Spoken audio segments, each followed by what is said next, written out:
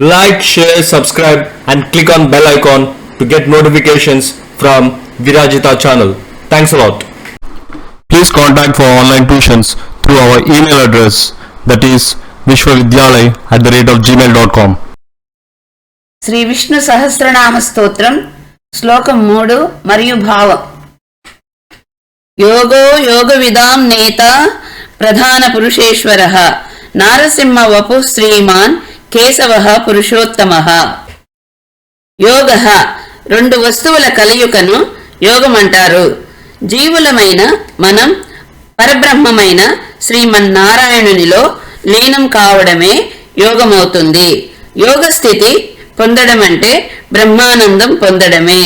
యోగ సాధనల ద్వారా పొందబడేవాడు కనుక యోగః అని స్తుతింపబడుతున్నాడు. యోగ విదాం నేత యోగ మార్గంలో పయనించే ముముక్షువులకు మార్గదర్శి అయి బ్రోచేవాడు. ప్రధాన పురుషేశ్వరః ప్రధానమంటే ప్రకృతి, ప్రకృతిలోని చైతన్యమే పురుషుడు. ప్రకృతి పురుషులకు అధినేత గనుక శ్రీమన్నారాయణుడు ప్రధాన పురుషేశ్వరుడైనాడు. నారసింహ వపుః నృసింహుడని భావం. ధర్మ సంస్థాపనకై అనేక అవతారాలనెత్తే కరుణామూర్తి శ్రీమన్నారాయణుడు. అసురుడైన హిరణ్యకశ్యపుని సంహరించడానికి, భక్తుడైన ప్రహ్లాదుని రక్షించడానికి, లోకంలో శాంతి భద్రతలు నెలకొల్పడానికి నరహరిగా అవతరించాడు. శ్రీమాన్ శ్రీ అంటే కళ్యాణ గుణాలని భావం.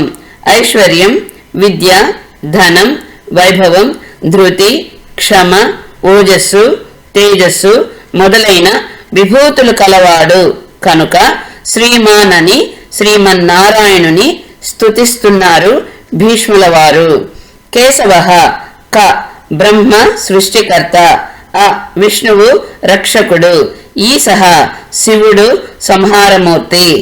ఈ త్రిమూర్తులకు ఆధారభూతమైన వాసుదేవ చైతన్యమే కా ప్లస్ ఆ ప్లస్ ఈశః కేశవుడు. పురుషోత్తమః ప్రాణుల శరీరాలన్నీ నశించేవి అంటే క్షరమైనవి. దేహాల్లో చైతన్యవంతమైన భగవదంశయే అక్షర పురుషుడుగా పరిగణింపబడుతున్నాడు. క్షరాక్షరములకతీతుడు, సర్వశక్తిమంతుడు, సృష్టి స్థితి లయకారకుడు, పురుషోత్తముడైన వాడు శ్రీమన్నారాయణుడని తాత్పర్యం. Like, share, subscribe and click on bell icon to get notifications from Virajita channel. Thanks a lot.